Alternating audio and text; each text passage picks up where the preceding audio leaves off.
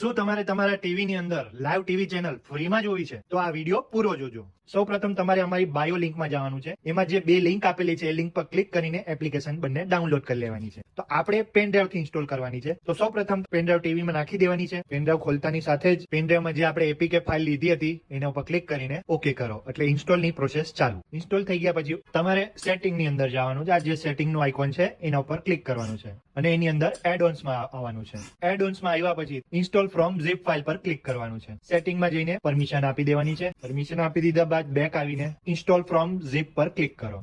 જે ફોલ્ડરમાં તમે તમારી પેનડ્રાઈવમાં રાખ્યું હોય એની અંદર જવાનું છે અને ઇન્સ્ટોલ ની રિપોઝિટરી પર ઓકે કરવાનું છે. થોડીક વાર રાહ જોવાની છે. ઇન્સ્ટોલ થઈ જાય પછી પાછું બેક આવવાનું છે અને પછી જવાનું છે ઇન્સ્ટોલ ફ્રોમ રિપોઝિટરી પર ઓકે કરવાનું છે. સિમેન્સ વિઝાર્ડ રિપોઝિટરી પર ઓકે કરવાનું છે અને એના પછી તમારે વિડીયો ઓન્સ પર ઓકે કરવાનું છે.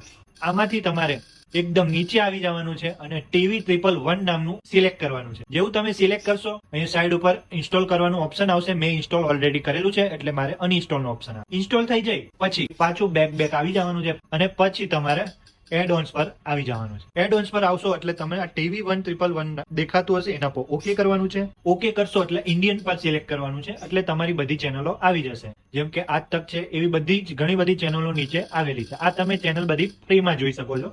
તો આવીને આવી ઇન્ફોર્મેશન જોવા માટે પેજને જરૂરથી ફોલો કરો. ઇન્ફોર્મેશન સારી લાગી હોય જરૂરથી શેર કરજો.